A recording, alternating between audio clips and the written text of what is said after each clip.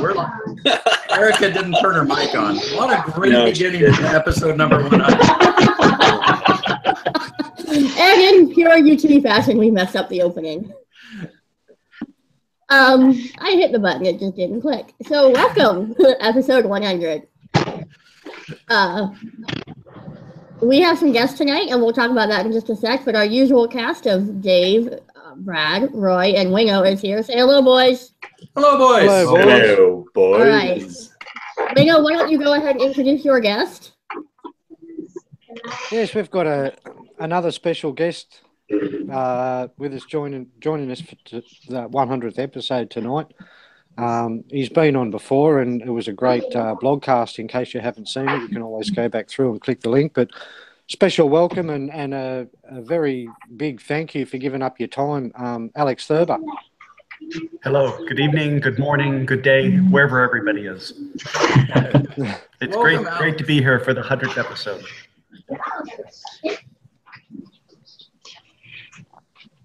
Good. So you've just come back from another overseas trip. You've been jet setting all around the place, Alex. I have been on the road quite a bit. In fact, it's funny. We moved into a new house the beginning of July, and I think I've been at home fewer days than I've been away. This week I was in Dusseldorf meeting with our SecuSmart team. SecuSmart is our highly secure voice solution that was originally developed for the German government. In fact, it was originally put together for Angela Merkel when the Snowden revelations came out about the NSA tapping her phone.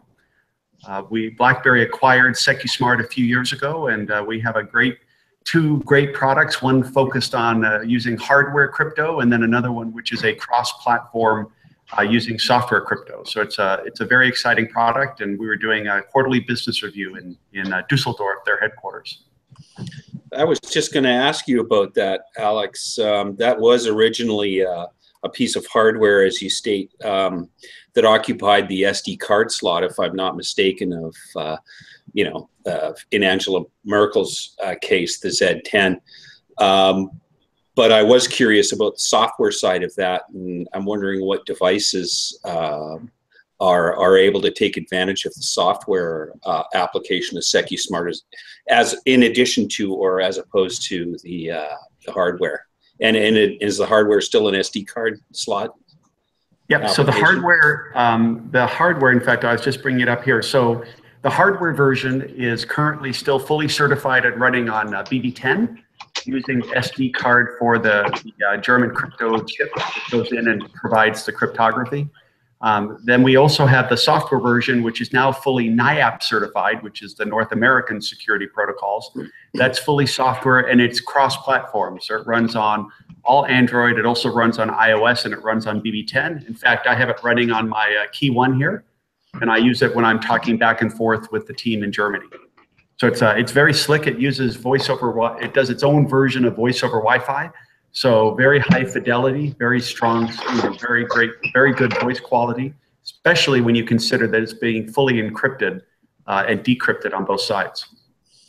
And is that something that also crosses over to the cellular network when you're not, don't have Wi-Fi available? It does, and I'm sorry, I shouldn't have said Wi-Fi. It's voice over data, so we convert it to a data signal. So yes, it runs on both cell or Wi-Fi. Yeah, VoLTE or... That's right. I think must have another question going on in the background there. Didn't quite get that though. Yeah, I kicked all my kids out for the next couple hours, so it's not on my side. There you go. Let's blame that on our podcast, Chap. Oh, we forgot Chap. Yeah, I was just going to say. Oh, now he's leaning back here. He's looking over his shoulder at something. Chap, how you doing, bud? We haven't seen you in a little while. What have you been up to, buddy? Oh, too much, Dave. That's why I haven't been here. I've had to readjust a few priorities. Got a lot to do with theatre here in this country at the moment. Plus, work has just been flat out. And as you guys know, I've been building a house, and that's really started to kick off. So there's been a lot of stuff that I've just had to put to the front of my time, and unfortunately that meant that you guys needed to take a little bit of backseat in my life. I've been following the blogs. I've been keeping things going, checking out stuff. Still using the old Priv, still kicking along. But yeah, I've just had to do some other things at this time. But hey, it's great to be back for 100. Great to be here with Alex and you guys still talking about BlackBerry. Excellent.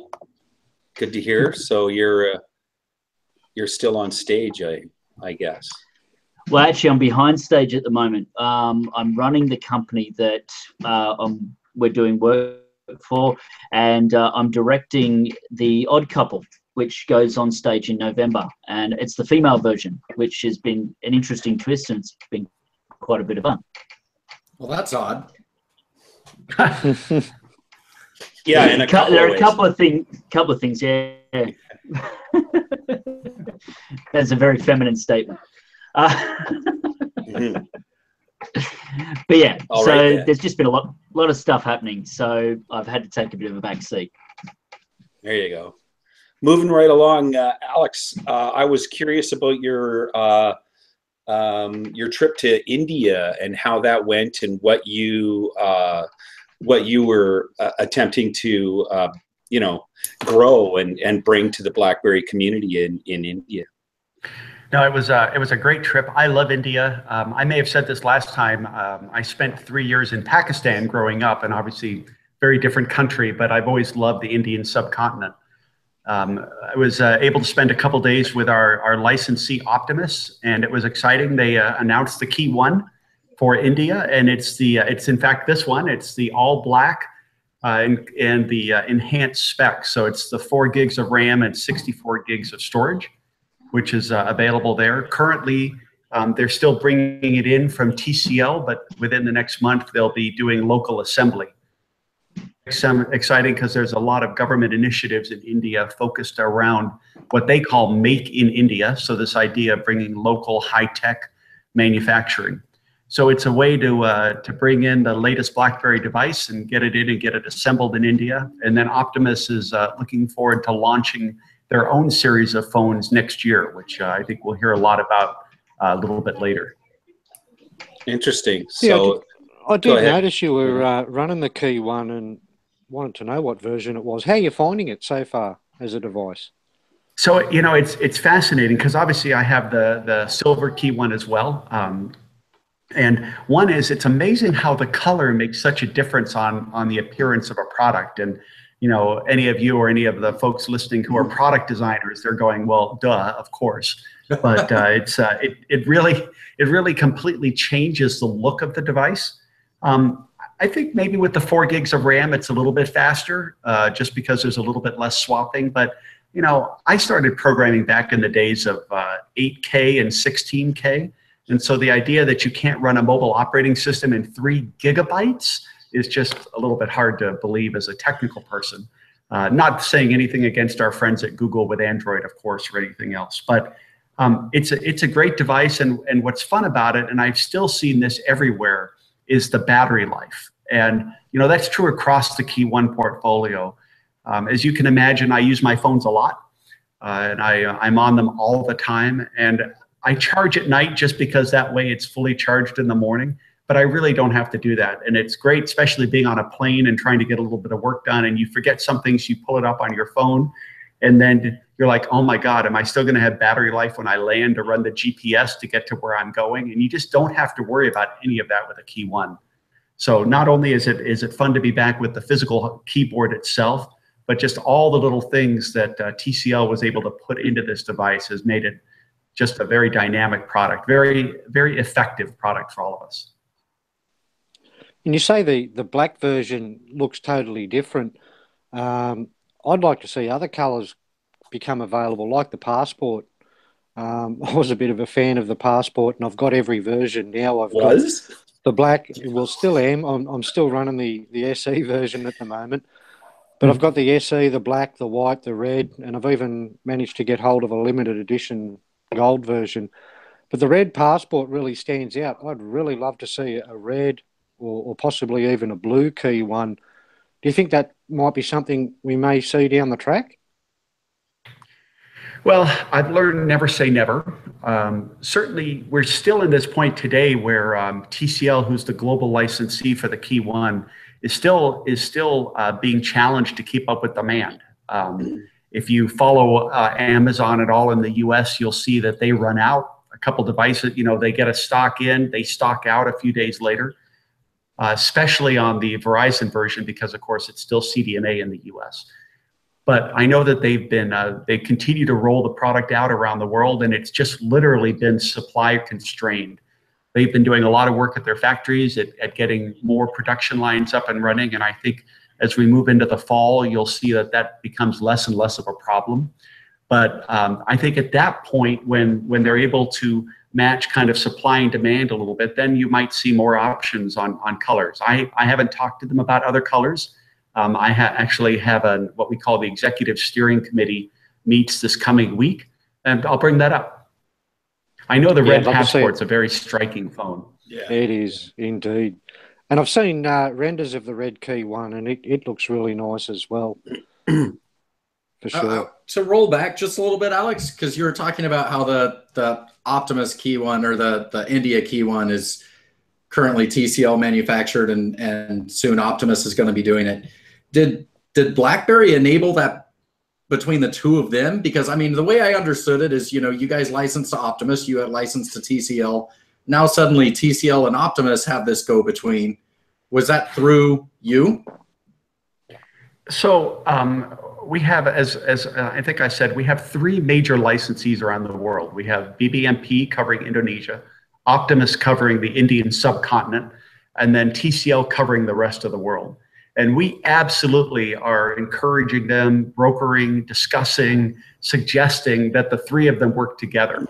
Because at the end of the day, each one of those markets has a primary phone that fits for that particular, demographic.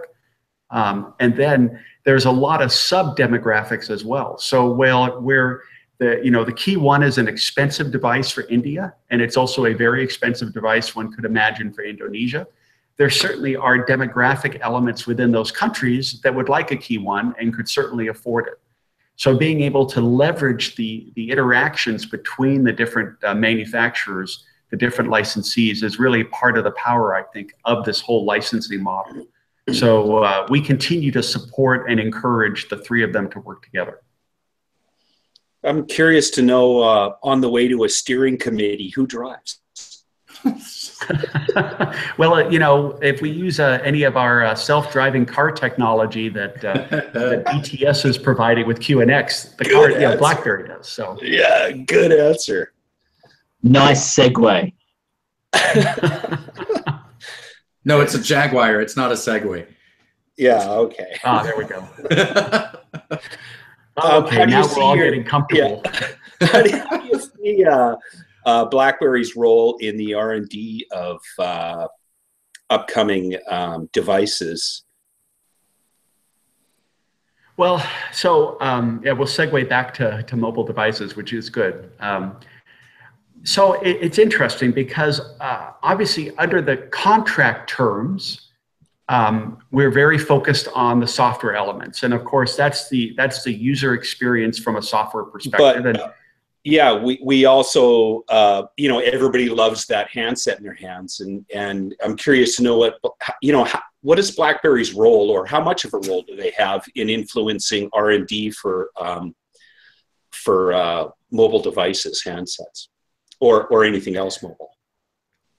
So we work very closely together with our 3 licensees, with all 3 of them. And we're constantly exchanging ideas. We have working groups that are constantly going back and forth to make sure that at the end of the day, we're sharing the best information. We're obviously responsible for the software piece, but as you can imagine, the software is very tightly linked into the hardware. So it's important that we have all of those working together. So, we have our own innovation group. We're all constantly researching and understanding what's going on, and we all provide lots of advice. So we get, we look at things at the mock-up level, at almost the pre-mock-up level, and we have a lot of different back and forth in terms of if we think this is any good, and the other, for example, TCL weighs right back about software changes that we're looking at making. So you talked about the oh, sorry, Wenner. the availability. Sorry, mate. You talked about the availability of devices and how they're constantly trying to restock in a lot of markets. So it'd be fair to say that the Key One is an extremely popular device and far exceeding TCL's expectations as far as sales on the device. I would say, and I hate to speak for them, I would say that the rapid adoption of the Key One was a little bit ahead of their expectations. So we were hoping that it would be popular, but you know, it's an iconic phone. You got to be careful as you're looking at the market, and as an Android-based full keyboard device as opposed to the Priv, which was a slider. You know, I think it's interesting to see how the market's going to uptake on it. But we at BlackBerry, and I know TCL we were gratified that there continues to be a very strong fan base out there, as well as a base of new users who see not only the benefit of using a physical keyboard when you're really trying to get some real work done, but the other advantages, particularly around the battery life and how this really is a productivity machine. Yeah, I think it's really, I think it's one of the first devices that BlackBerry's made that's actually been able to put its claw in some ex-BlackBerry users and sort of bring them back into the fold. You know, you look in some forums here and there, and there's, you know, shall remain nameless, but there's people coming back and really loving it. So I think it's I think it was a good design, bit of a hit, I'd say. Really nice first effort for TCL to put that out. Yeah, we're all very excited about how well it's selling, and obviously you need to continue to innovate to make sure that, you know, this is a fast-moving market. We know there's some company based in Cupertino that might be bringing out some new devices next week. You know, that's always part of the innovation cycle. Never believe the rumor mill. Just keep in mind that you can buy like two of the Key Ones for one of those, you know. I think the Key One is a nice combination of price and specs. So you're absolutely right. Yeah, Alex, you were talking about your partnerships, which is great. I mean, all business is built on its partnerships. Something that a lot of people are interested in, but you guys don't make it. You guys do the software for it. You're partnering with other companies. From a consumer point of view, I'm just wondering, how should the consumer, the guy who's looking for the device, keep an eye on BlackBerry, the company? I mean, keeping an eye on BlackBerry Mobile, TCL, Optimus, those guys who are doing the devices, that's probably where a lot of people would be going. But what's BlackBerry, the company, still got here for the consumer to be following? Well, that's a good point, because when you highlight it down at the consumer, it makes it a little bit more focused. As a company, we have three primary operating business units. The first is, of course, Mobility Solutions, the one that we've been talking about, and developing the secure Android software, continuing to support BB10, et cetera. The second is what we call BTS, BlackBerry Technology Solutions, I think it is. We always just call it BTS. That group manages our patent portfolio, manages a bunch of very specialized technology like our antenna design and radio designs, as well as QNX. And QNX is this, you know, outstanding microkernel-based operating system, very resilient, very small, so it's easy to put in a lot of different devices. But it just works all the time, and done a lot. You know, it's in a space station, it's in a lot of different areas. It's in aircraft, it's in nuclear power plants, and more it's becoming part of the automotive industry, and not just on infotainment, where it's been very successful. We're the #1 provider of infotainment operating systems in the world. We have more than 60 million cars with those embedded, but now moving out and continue to be more and more involved in the more complex elements of car management, as well as driving technology, et cetera. And then the third element is what we call our enterprise software group. And that's focused on a variety of different, mostly enterprise software solutions. The biggest one being UEM, Unified Endpoint Management, where we're really looking at helping companies manage their endpoints, whatever those type of endpoints are, and whichever type of solution they're looking for. Are they looking for cross-platform? Are they looking for Android for work? You know, are they running Dynamics applications within containers? All of those different areas, as well as a few other software solutions such as our ad hoc crisis and two-way communication system, our secure file sharing. But those solutions are, in both those areas, are either working more in an embedded perspective, like in the car area, or very much focused on companies and enterprise.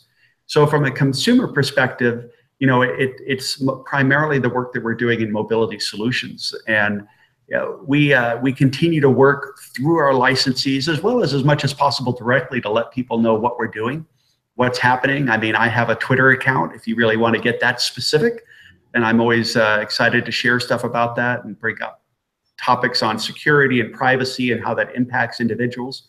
And I think you'll see as a company that we will continue to help drive the messaging of the importance of security for business and privacy for individuals, and how we as BlackBerry are really focused on making that not only work effectively, but also work easily. Because at the end of the day, you know, you can have a lot of security, but if it isn't practical to use, nobody's going to use it. And so it really is that idea of having easy and practical security that works for the individual. Just to kind of piggyback on that, because I mean, we have got a lot of comments since BlackBerry has become a software company and an enterprise software company, and then you've got the licensees for these phones. One of our most vocal commenters that I actually haven't seen around in a bit, but he made it a point that, you know, every one of our security posts, every one of our BlackBerry software posts, he'd say it's boring now, right? BlackBerry's boring now. And what's killing me is that especially now we're seeing all these individuals victimized. How many victims were there today with that Experian? Right. Hack? The Equifax hack. Yep. Equifax. That's right. So, I mean, we see all of a sudden we are affected. This is something that's happening right now on a massive scale. And I mean, as far as I know, there's really only one company I would put all my trust in. So we do focus on the security. We do focus on BlackBerry enterprise software. And while it may not be a software that we're going to run out and buy for ourselves, we're really hoping that the people that have our information have, right? Yeah. I mean, it really is a personal situation. Seriously. Because it's our personal information. Yeah, I mean, for that to be a thing that is called boring, right, is what the actual problem is. If it's going to be boring and not adopted, then that is the basis of the problem. You have to change your mind and get into it. Well, the Experian, you know, the Experian hack is a great example of that, right? 143 million individuals' information looks like were stolen, and in the including something called the Social Security number in the United States, which is a unique identifier, which unfortunately is being used very much for credit and business, consumer business interaction. So that's a big deal. And what's even more interesting, so both my kids called me tonight and said, do we have Experian accounts? And what's interesting about Experian is none of us have Experian accounts, because Experian doesn't work directly with the consumer. So it's the bank that you apply for your car loan from that is the customer of Experian. So you're supplying your information to the bank is sending that information to Experian. And so it's going to be a really interesting area of liability as well, because of course this is the United States, we're all about legal liability. But it'll be very interesting to see how that works out, because technically I have no contract with Experian, but Experian just went and threw my data out there into the ether to see what will happen. And so, you know, I think you know, to bring it to the consumer, and that's why I'm always talking about privacy. When I was in New Delhi at the beginning, a few weeks ago, it was very fun. I was able to do a panel show on one of the local TV channels. And the audience was a group of about 30 university kids, 30 to 40, all in their 20s, 19, 20. And the host was being a little provocative. He said, how many of you care about security? Nobody raised their hand. How many of you care about privacy? 2 or 3 people raised their hand. So he called on one of the young ladies and said, so you don't care about privacy? She said, no, not really. He said, okay, can I have the password to your phone? And she was like, well, maybe. He said, can I look at your phone? And she was like, maybe. Wasn't totally ruling it out. And he said, can I hand your phone to your parents? And she went, absolutely not. Right? Turned bright red. And now, obviously, India is a very patriarchal society, and there are all sorts of things around that. But that's what really makes you start thinking about privacy. I don't care. You can decide, you know, how you want to share information. And my children share a lot more than I do, right? But the idea, what we're trying to do at BlackBerry, is allow you, the user, the owner of that information, to decide what you want to share, as opposed to letting some hacker decide what they're going to share for you. Exactly. And let's take it one step forward. As a consumer that cares about privacy and security, when we will see the next phase of the BlackBerry licensing with TVs, like when we see the Android OS on maybe thermostats, smart thermostats, and other products that now are very easily can be hacked by hackers, of course. Yeah, so that's thank you. That's a great question. It's one of those I'm not going to answer because we haven't officially announced anything like that. I will say that that's the exact same question I got from my boss, John Chen, this afternoon. We just started Q3 at BlackBerry, and he asked me that exact same question. So we are working on it. We have a number of different things going on, and as soon as they are ready, we'll absolutely announce it. So as I think I said on my last cast, you can ask me anything. I may or may not answer it. Yeah.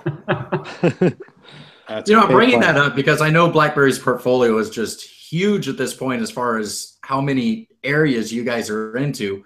Obviously, we're all phone fans. That's where we all came from.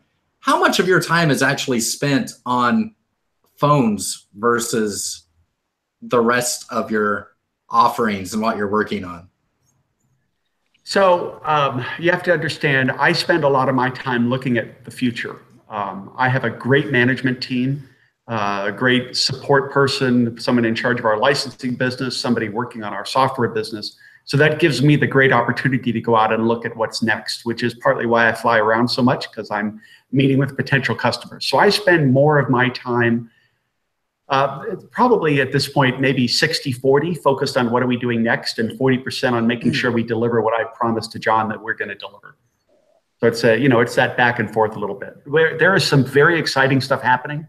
I just have to be careful as a publicly traded company. I can't release anything in advance.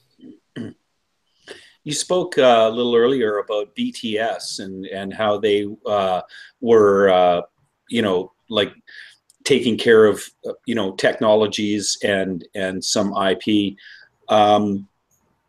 One of the things that BlackBerry bought years ago, which was, I think, an incredible product, was the Paratech antenna. And that was really good in the Z30 or the Z30, depending on who you are, and say the Passport.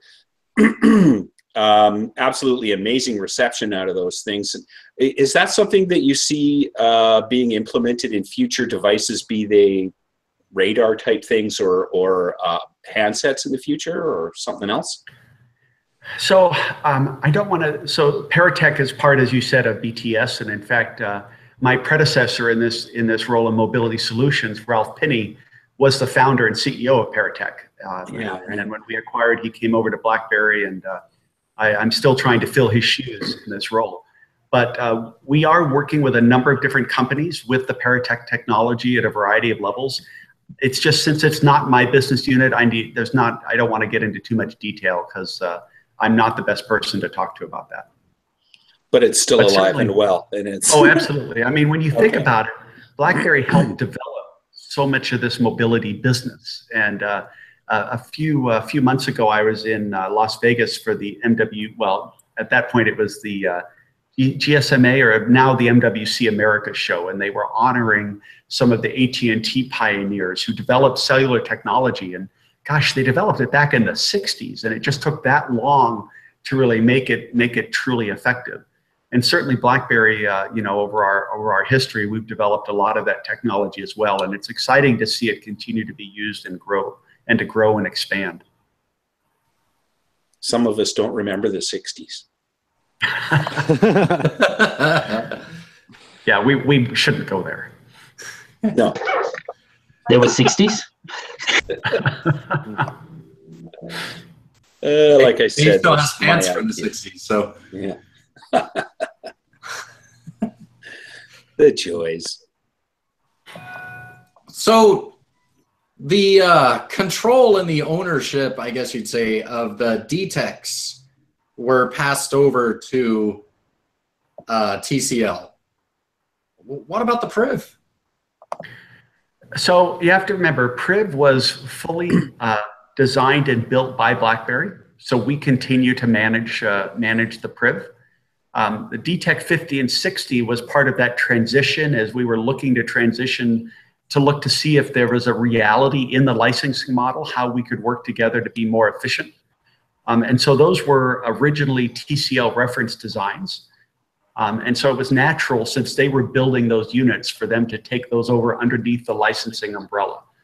So that's a situation where, similar to the Key One, we work on the software piece, TCL manages the hardware piece, and we'll continue to do that going forward. PRIV is an all BlackBerry product, and so it's one that we continue to manage ourselves. And who actually pushes out the security updates? Is that coming from BlackBerry, or is that going through TCL? I'm talking for the unlocked phones. So it's coming, well, so it's actually a complex web of Google, Qualcomm, TCL, and BlackBerry. I thought before I took over this role, I thought, oh yeah, it's just something simple. You make a few changes and you push it out. There is nothing simple in the mobile phone business. So it is it's a tight web back and forth between ourselves, primarily TCL, but obviously we're getting input from Google, we're getting input from Qualcomm, and we're getting a great deal of input from what we call BB-CERT, which is the BlackBerry Security Investigation and Research Team. And these are the folks who are out there looking at the bulletins from Qualcomm, the bulletins from Google, and the bulletins and kind of what's out in the world about the different potential vulnerabilities in Android and all the other different software products that are actually running on a phone. And so we work closely with our own BB-CERT team, as you can imagine, and then work very closely with TCL. And that combination of software, because obviously they own some of the driver technology because it's their hardware. We own a lot of the patches to Android because it's our security side. And so it's a very interesting matrix when you sit down and figure out who's responsible for what. But at the end of the day, we build and sign the software. And that's why we can say this is a BlackBerry secured device. It's worthy of the BlackBerry brand and the BlackBerry logo. And so we take in all the different information, do the final build, sign, and then push it back out. So it's actually BlackBerry that are pushing it? It is. But then obviously, I'm sorry? Sorry. Yeah, with the August update, some people received it, some didn't. Well, I don't know about the specifics on that. I'd be happy to look into that and figure it out. But I know that we obviously then work with TCL, we work with the carriers, because TCL has the carrier relationships. And so again, the complexity of pushing this out around the world is quite a complicated matrix. Yeah, and I think that to throw in there the conversion of the responsibility for the updates to go from BlackBerry per se to TCL in the case of DTECs especially, that certainly couldn't have, that would have been a little bit of a bumpy road. So I mean, I'm sort of expecting or hoping that the near future is going to offer us some more expedient upgrade patch possibilities. Yeah, I will say, and I'll freely admit the fact that anytime you transition something this complicated on an existing product as opposed to building it in from the beginning, it is, as you said, there are some bumps in the road.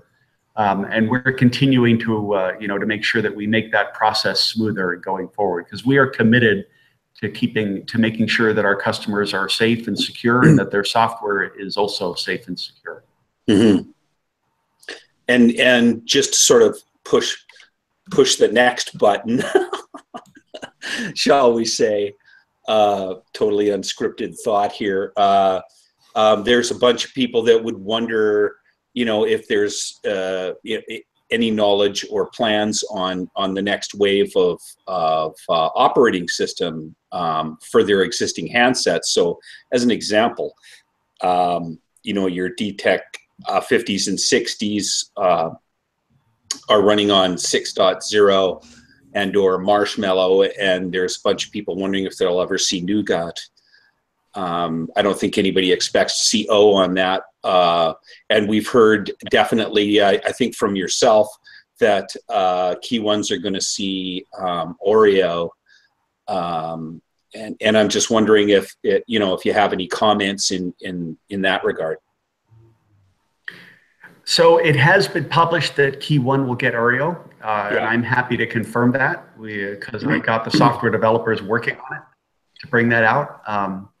And obviously there are additional devices that TCL is working on today, some which will ship with Nougat and be upgraded, some which may ship with Oreo, depending on timing and all the rest.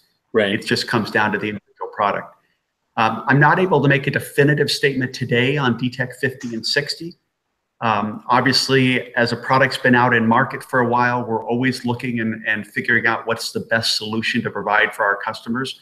I am working with our team to we will work to come up with a more definitive, story is not the right word, but a more definitive answer on that. And I'll try and get that done over the next month, because we need to be fair to our customers as well. How about next Wednesday? Can we get it next Wednesday?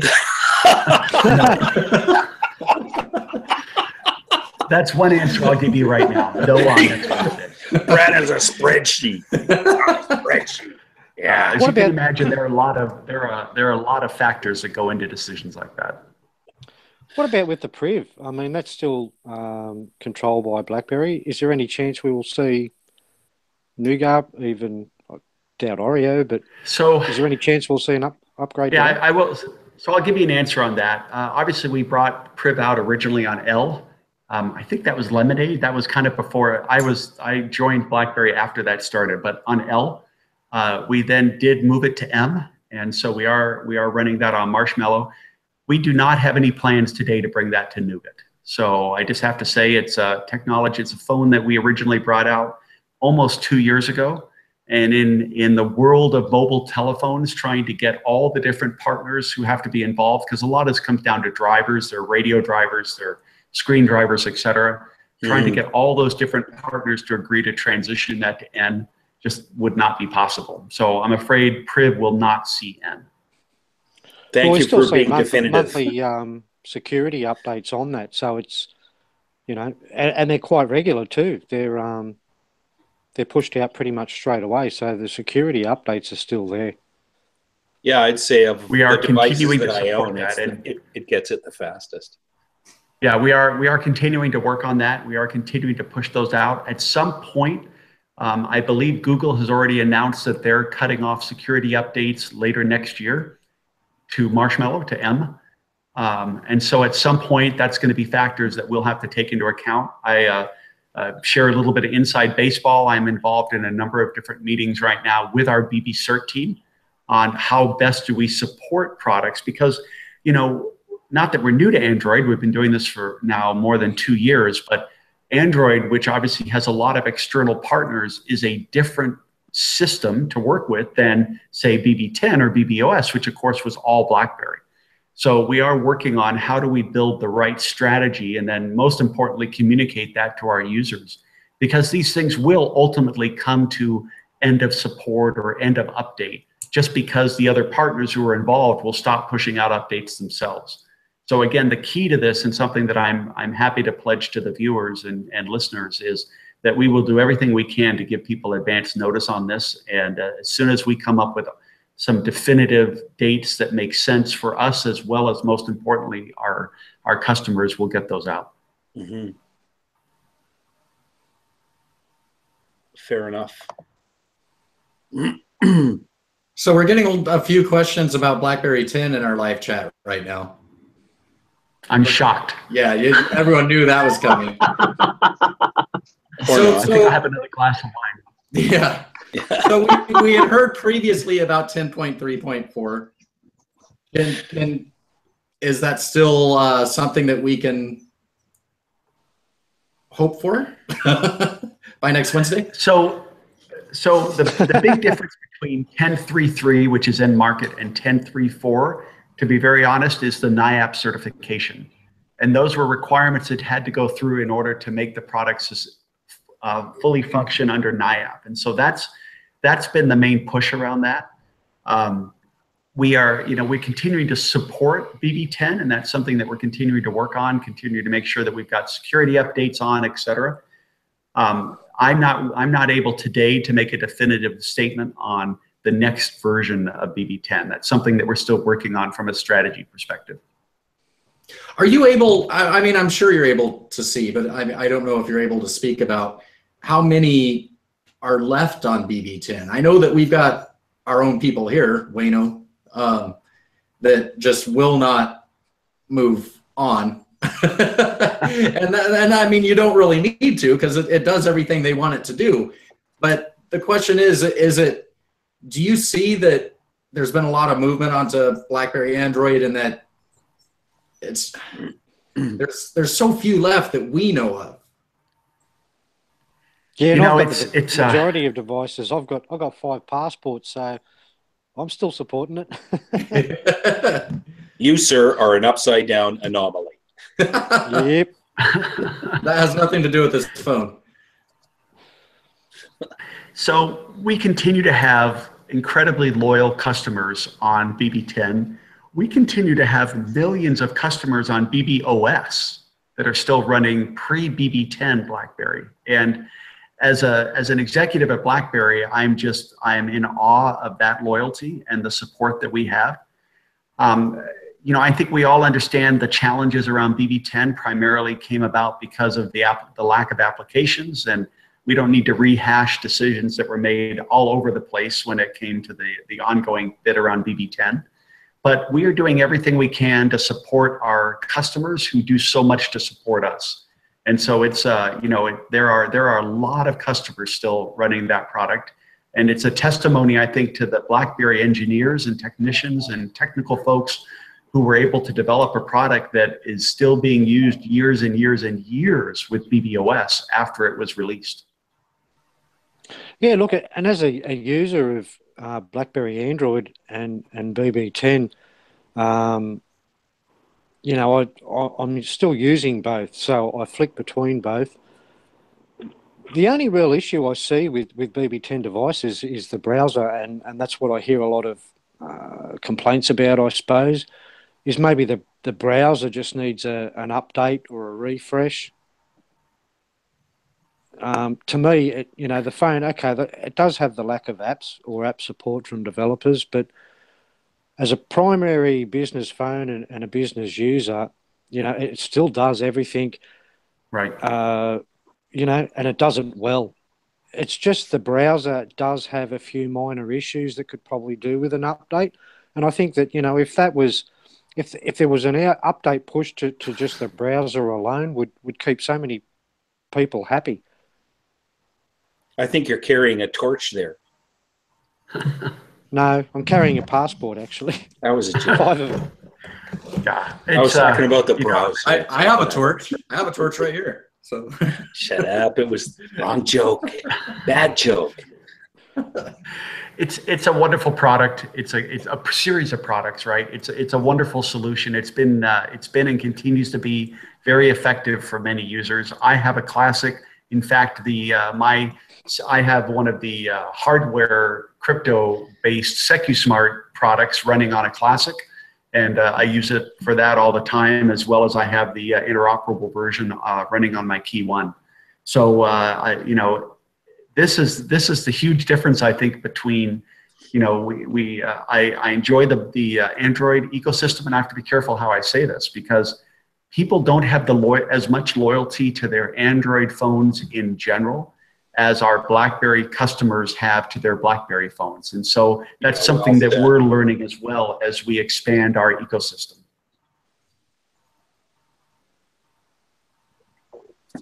I think that speaks to the idea that, you know, you can go into the Google Play Store and download most of what BlackBerry offers to a consumer onto a third-party device, minus the keyboard and I forget what else. And so, you know, the line's kind of been blurred there. You know, yeah, I'm using BlackBerry software on my, you know, device X, which doesn't have a BlackBerry logo on it. And so that, you know, the lines get a little bit blurred there. How are you, or do you have visibility, you know, regarding the uptake of those apps? And you know, are you looking at opening up things like the keyboard to be generally available, or is that still going to remain in-house? So, you know, it's interesting. One of the things I love about our licensing model, and I'm repeating myself to those of you who may have seen some of my other interviews, is the fact that by working with, for example, Optimus in India, Optimus as an Indian company knows the Indian market better than anybody else does. And so they're able to put together the right set of hardware solutions working with our software to deliver what their customers want. Because at the end of the day, we're developing and selling a product, and obviously if people don't want to buy it, you know, it might as well not make it. So what the licensing model has allowed us to do is fit those key issues. And same with TCL with the Key One, and it's obviously hitting a great market segment that's desiring this particular product. Their next products that are coming, I think, will do the same thing. It is similar on software. So, you know, there are folks who want a physical keyboard, or there are folks who, you know, may want that next generation of TCL products, but there are also folks who love their Samsung phones. There are folks who love their HTC phone because of that overall experience. But what we're trying to do is allow them to make that decision, even if I may think it's short-sighted, but that's okay. But allow them to make that decision and then have a secure email and overall communication system within that. And so that's why we continue to develop products within the good container, within some of the other kind of interoperable products that we have. If you want iOS, if you want Android, if you want Samsung Knox, we've got products that fit that. Now, I personally think that our version of Android running on a BlackBerry branded phone is by far the best solution, with our apps on top of it, and then other apps as well. I mean, I have my United Airlines app and all the rest. But I feel very confident in today's dangerous world having my highly secured operating system running on a piece of hardware that I know has been properly signed. So I know the hardware links to the software. Nobody's been able to get in and mess around with that. And that it's running secure applications on top of that. That to me is the right overall solution. But at the end of the day, we need to develop within the right boundaries what the customers want. And that's why our interoperable software offerings as well are so popular. What about the possibility of seeing a BlackBerry browser or file manager incorporated into the Android system? You know, there's a lot of file managers out there, but to me, a lot of them aren't as good. There was even a third-party app developer that developed file. I'm trying to think of the name of it now. But it was basically an equivalent of BB10 file manager for Android, and it's fantastic. I also did a similar thing with the browser, where Keyboard browser. You know, keyboard file and keyboard browser. That's right, from the same developer. So it's basically a BB10 style browser and a BB10 style file manager, and they're fantastic. But it would be great to see something native from BlackBerry regarding, say, a file manager and a browser. You know, two of the probably most used, most important apps on a device. So that's interesting. I've taken a note of that, and I'll explore that. Obviously, we do have a secure browser running within the BlackBerry Enterprise software. So within the former good container, there's a secure browser that runs in that. But in terms of a broad Android base, let me look into that, and certainly on the file manager as well. That's by next Wednesday.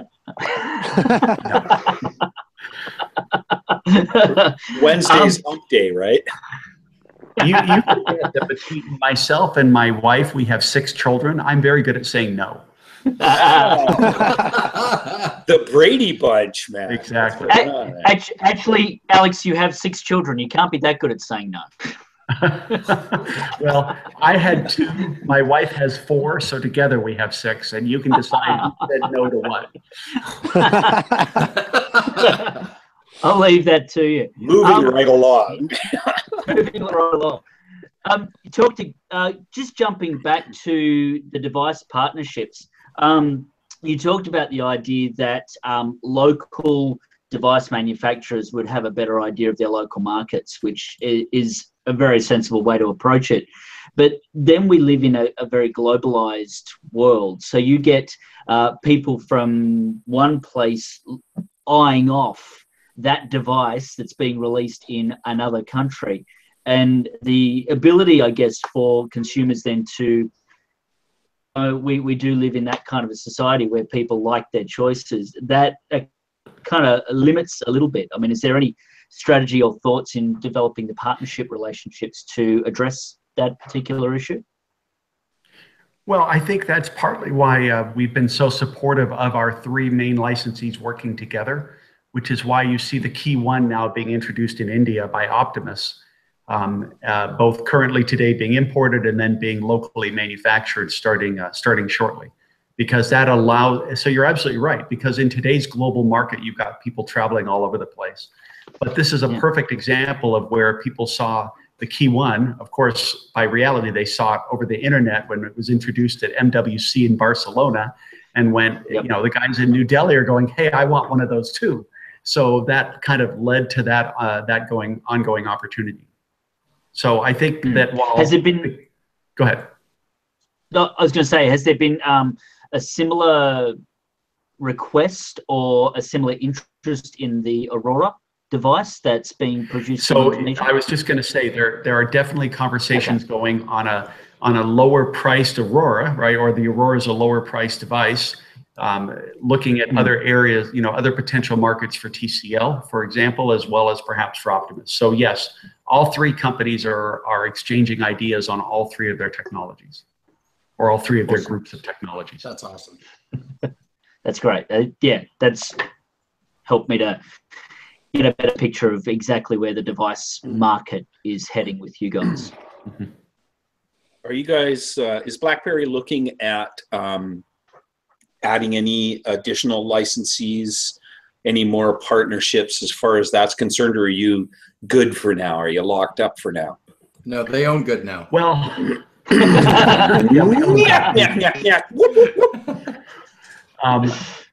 so let me, our contract terms are for smartphones with BlackBerry brand are exclusive to our current 3 licensees. So they own the geography exclusively.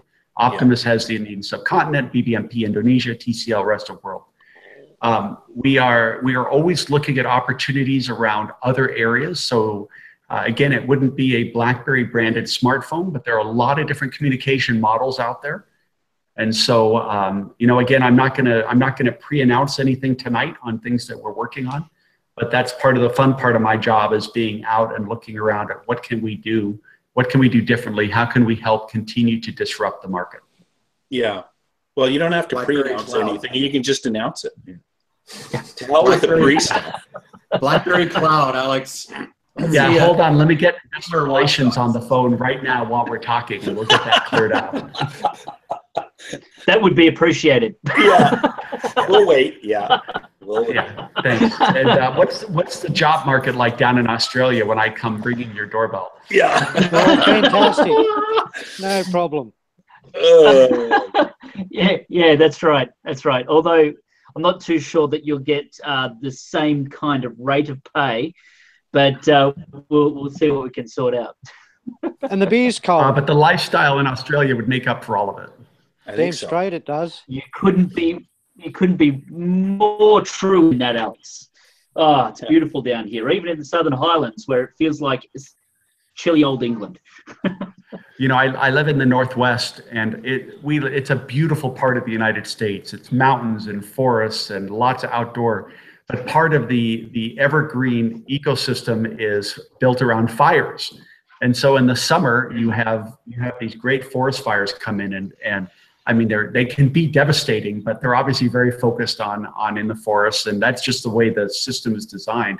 But I have to tell you, Monday night, when I was driving up to my house, and there was ash falling from the sky, free falling from the sky because of a fire up in the Columbia Gorge. It makes you think a little bit about, okay, this is really a beautiful place, but I don't know about ash falling. So yeah, well, you know what? Living in BC, we've had our fair share this year, worst ever. Right. But I'll take this. I'll take this over what's been going on in the Caribbean and what's coming up for Florida and whatnot. I liked it better when our forest fires were like in trash cans on college campuses. That was better than what we have right now. We have a place not far from Sydney called Katoomba, and it has been known within 2 or 3 days to have a massive snowfall, and then 2 or 3 days later is a huge bushfire. They're just absolutely crazy. So you guys were the originator of the burning bush, is what I'm hearing. That's right. You do a lot of touring, Alex. Have you ever been down to Australia at all?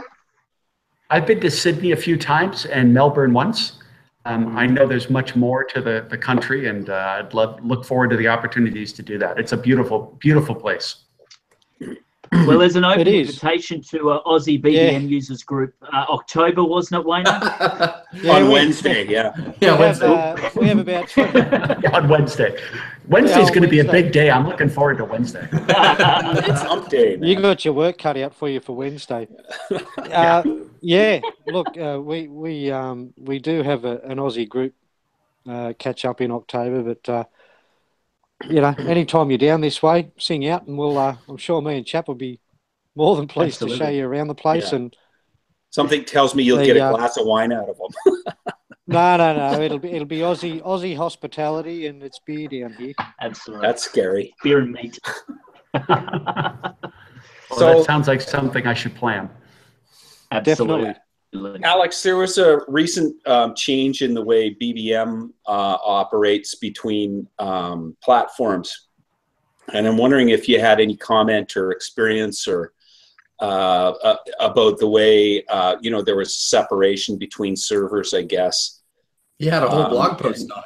Yeah, and now now those of us who do wish to switch between cross-platform devices and BB10 devices are somewhat limited, and I'm wondering if you have any experience or knowledge or any comment on what happened there or why. No, absolutely, and I'll preface this by saying BBM is actually it's a separate part of BlackBerry. It's not within my group, but obviously my devices are the primary use for BBM, so that's why I got very involved. And I will apologize, as I tried to do in the blog last week, that we failed in pre-announcing some of the changes that were happening. And so I apologize for people who got caught up in that. I pledge tonight again to continue to provide more information. So as people may know, about 1.5 years ago, I think it was early last year, we licensed the BBM consumer product to a company called MTech, which is very focused on providing rich multimedia instant messaging opportunities. So at the end of the day, it's going to develop a much richer and fuller BBM experience. But as you may know, BBM, particularly with BB10 and BBOS, has been and continues to be used extensively by the governments of Canada and the United States, as well as other G7 countries.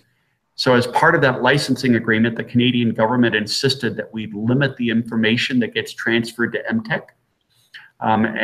It was determined that we were not allowed to transfer the BB10 or BBOS-based BBM, and I know this gets confusing because there's lots of BB initials, to MTech. So we had to do a split on the BBM consumer product between that's running on Microsoft on Windows phones, on Android, on iOS, what's actually called XP, just to add another set of initials. Yeah, right. And we had to split that information. Exactly. But we had to split that information and split the system between those 3 operating systems and the BB10 product and the BBOS product. And so that was mandated by the government, and that's what's led to these changes that are happening now in September. And unfortunately, there will be some complications when it comes to the about trying to move back and forth with a BBID between the platforms. You'll see additional information that we're actually writing right now. I'm owed a draft this weekend by our marketing team, our writing team, as to what we're going to say, to try and explain exactly how things will change going forward. And what happened last week, and for those of you who are database people or technical people, you'll understand this. At some point when you're looking to split a database, you have to freeze changes to that database, or else you'll never have a clean version to make the split. And so our IT organization froze the database early last week, and that was the mistake. This wasn't like, they weren't thinking about the consumer impact, because they weren't thinking about people who flip back and forth between operating systems. And so that's why we didn't alert people. It was just a goof. So over the next couple of weeks, as we finalize the actual transfer and the split of the servers, we will be much more upfront about what's happening and what will happen. Yeah, and I think one of the biggest issues, Alex, was, sorry, mate. I think one of the biggest issues that people were complaining about, that had switched from BB10, BBM across to Android, BBM, and then couldn't switch back. It basically locked their BlackBerry ID into the Android ecosystem. So then it became an issue with apps on BB10, apps that they'd purchased and things like that. Where does that sit? Have you got any feedback on that? So we've gotten a lot of feedback about that, and that's an area that again we were worried about the actual BBM part of the BBID, and suddenly somebody went, "What about applications?" Yep. And so we are working on that. In fact, I had a call today. I'll have a number of calls next week, probably before Wednesday. But we are working on what's the best solution. How can we help our end users with that? Good. And I will say we are also working with MTech on a tool to help move between platforms. And to be very honest, not that this matters, but to be very honest, there are very few people, a number of people who switch back and forth between Android and BB10, as you can imagine. Obviously, these folks are important. They're heavy users, and they're very important users of ours and customers of ours. Yeah. But the more likely are people who might be moving from BBOS and BB10 to Android. As their device gets old, they're moving, they want to move on to a different application ecosystem, et cetera. And so we are working on a solution to help make that transition simpler. Yeah, well, that's excellent to hear.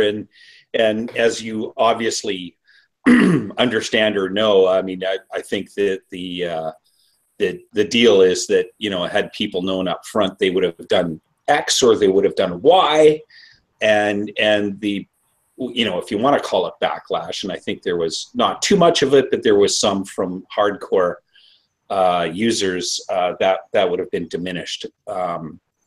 So thank you for being upfront about that and clear about that. No, we definitely screwed up, and we should have done it differently. I apologize for that. Again, it came down to a communication issue between the folks who were running BBM and those of us going, wait a minute, you don't understand. You can't do this because of A, B, and C. Yeah. I guarantee you, based on the calls, I was actually on vacation for part of last week. I guarantee you, based on the calls I took during vacation, that will not happen again.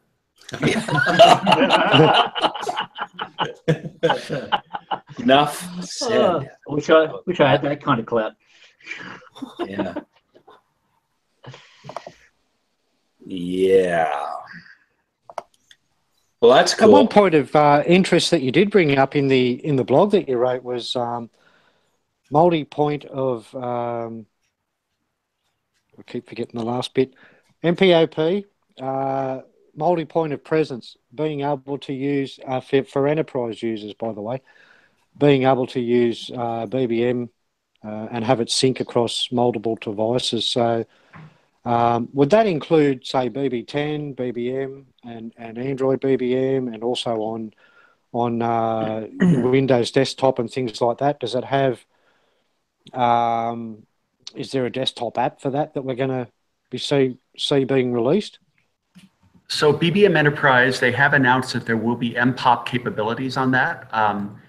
I believe so. Yes, there will be a desktop ability as well as a mobile ability. I'm going to go out on a limb because, again, I don't own that product to say I believe that will work. You can MPOP Android, iOS, and BB10, but again, please take that with a grain of salt because I don't own that technology. I can work to get you an answer, and this is obviously all pre-release. And then there will be a way to do that as well on your desktop. To be honest, I don't know if will be browser-based or if it's app-based. That's a good question. I'm thinking it's going to be browser-based, but again, let me get you some more information on that. And it's all pre-release, so we've said it's going to happen, but it's not been released yet. I wish you would change the name of that because every time I hear it, I get that Hanson song going through my head for 3 days. Not familiar with it, so thank you. Sure, Dave. Sure, you're not. Your band starts out your night with it every time. Yeah, shut up. I got a question. Alex Thurber, what does Alex Thurber want to see,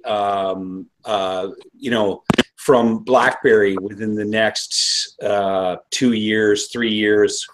What do you want to see happen, or where's your focus, or what makes you, what's driving you? How, what can we look forward to through your eyes? What makes you go?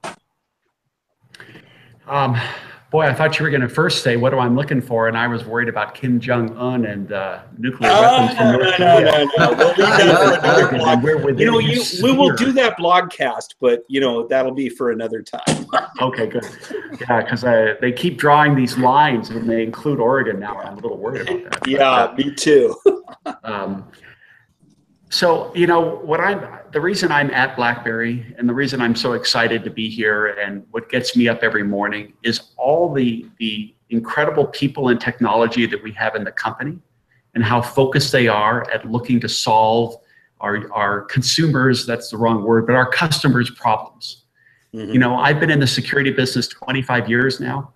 Right. It's a passion of mine, and it's something that there are days when we're winning, and there are days maybe like yesterday with Experian that we're losing a little bit, but it's something that we absolutely have to get right. So what I'm excited about is the opportunities we have at BlackBerry to continue to develop and roll out our unique focus on security on a variety of endpoints. BlackBerry is all about secure mobile communications.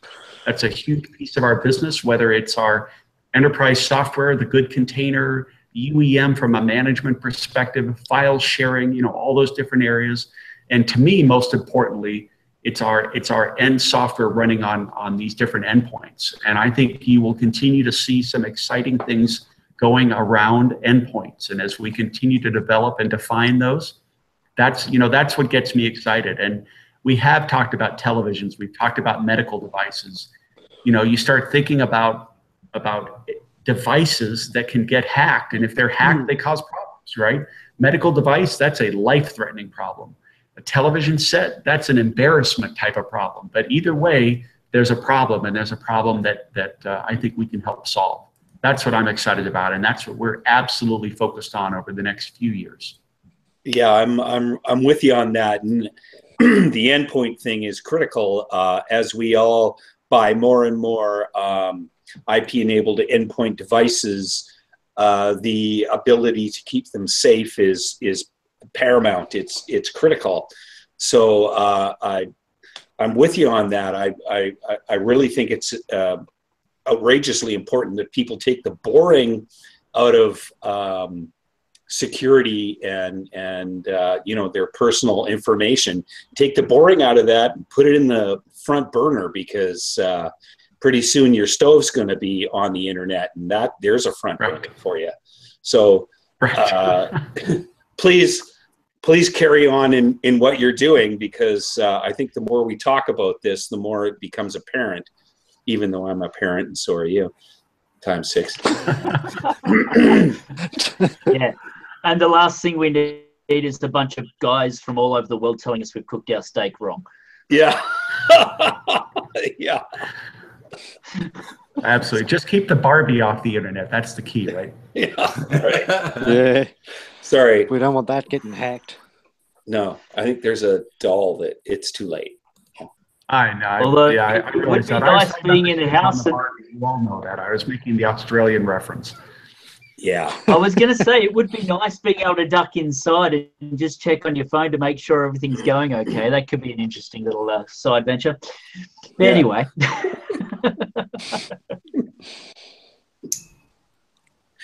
Yeah. What else we got for Alex? Anything? Anyone? What else we got? I just like to mention, apparently we're becoming popular because we have somebody trolling us in the chat. I've now blocked the 7th ID of them. People need a life. They really do. A BlackBerry life. I guarantee you this person uses an iPhone. That's all I'm going to say. Hey, we live in exciting times. We work with exciting technology, and it's fun. As long as at the end of the day, I'm trying to make things a little bit better. And that may sound too grandiose, but in my own little focus. And I have a very dedicated team of technology experts in Waterloo and Mississauga and Ottawa, Canada, and then obviously also focused around the rest of the world. We are very excited about what we're doing. We're very dedicated. And it's great to work with yourselves, as we really appreciate the support, and most importantly, we appreciate the feedback. So please keep that coming. Be it yourselves, be it someone listening to this blog. Follow me on Twitter. Don't hesitate to ping me on things that you see that are going right, or I would almost say more importantly, that are going wrong. And I will certainly get involved in trying to make sure we get it going right. That's a wonderful thing to say, and I just wanted to roll back a second to the BBM conversation about the database split, and it kind of sounded like you were blaming Canada. Like so many people do. Let me just say, Dave, since we're throwing it out there, let's all just be honest. Fair enough. Yeah. Hey, I have my Canadian work permit now, and I'm in Canada long enough each month that I pay Canadian income tax. So I'm all about Canada. Well, absolutely. I apologize for that, because that's not good. Yeah, it's not a good thing, man. It's not good. It's still short enough time that he can still wash the smell of maple off. Unlike you. Oh man. My eagle's melting. Okay, so did we celebrate number 100 enough?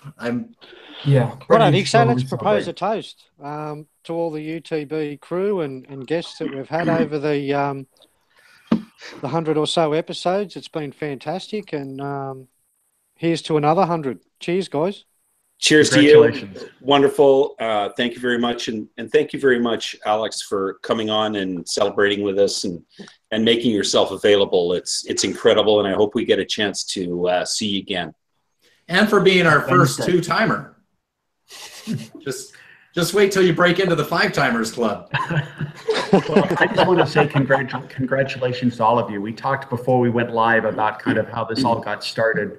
And you know, they always say when you talk about writing a magazine or doing a newspaper, you know, write the first 5, write the first 10, write the first 15 issues before you publish one, because the first is easy, the second's not too bad, the 20th is really hard.